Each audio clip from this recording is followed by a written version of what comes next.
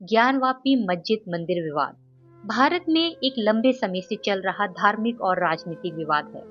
यहाँ मामला वाराणसी उत्तर प्रदेश में स्थित ज्ञानवापी मस्जिद के इर्द गिर्द केंद्रित है, जिसे हिंदू मानते हैं कि यहाँ ध्वस्त किए गए काशी विश्वनाथ मंदिर के स्थल पर बनाया गया था। ऐसा दावा किया जाता है कि मुगल शासक औरंगजेब ने 1669 में मंदिर को तुड़वाकर इस मस्जिद का निर्माण कराया था, जिसका फरमान अभी भी कोलकाता के एशियाटिक लाइब्रेरी में सुरक्षित है। साथ ही साथ उस समय के लेखक साकी मुस्ताफ खान के द्वारा लिखी किताब मासिर ए आलमगिरी में मंदिर को गिराने की जानकारी मिलती है, और यही दावा ज्ञानवापी विवाद की जड़ है।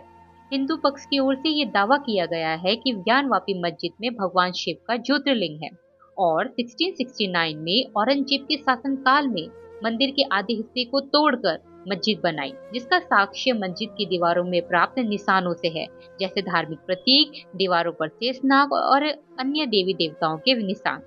आज मौजूदा बाबा विश्वनाथ मंदिर को 1777 से 1780 के दौरान इंदौर की महारानी अहिल्याबाई द्वारा जीर्णोद्धार करवाया गया, और वहीं पंजाब के महाराजा रणजीत सिंह ने सोने का छत्र बनवाया।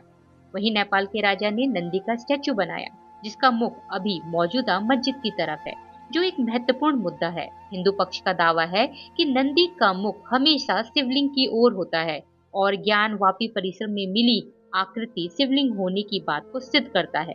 वहीं दूसरा पक्ष इसे मात्र फव्वारा होने की संज्ञा देता है। अगर हम बात शुरू से शुरू करें तो 30 दिसंबर 1810 में मिस्टर वॉटसन, जो कि उस समय डिस्ट्रिक्ट मैजिस्ट्रेट थे बनारस के, उन्होंने वाइस प्रेसिडेंट ऑफ काउंसिल को लेटर लिखा, जिसमें उन्होंने ज्ञानवापी को हिंदुओं को देने की बात की थी।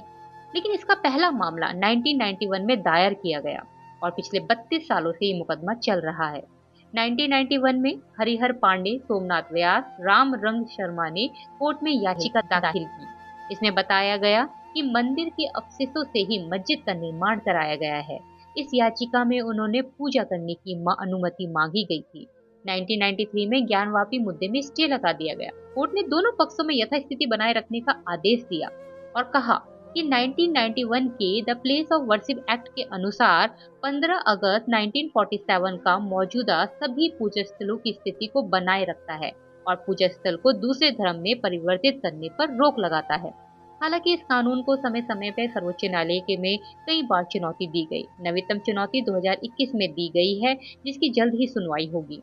22 साल बाद 2019 में भगवान विश्वेश्वर की ओर से विजय शंकर ने बनारस कोर्ट में मुकदमा कर ASI सर्वे की मांग की, जिसका विरोध 2020 में अंजुमन इंतजामिया मस्जिद कमेटी ने किया।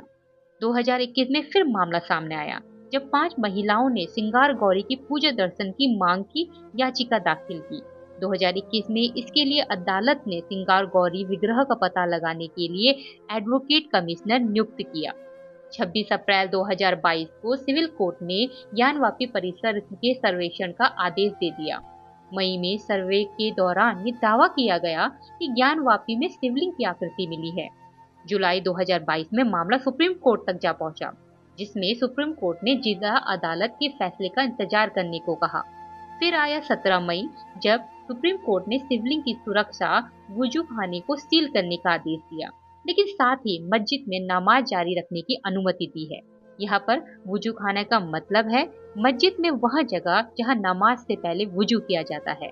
वजू करने के लिए वुजू खाने में पानी से भरा एक छोटा तालाब होता है, जिसमें नमाजी वुजू करते हैं।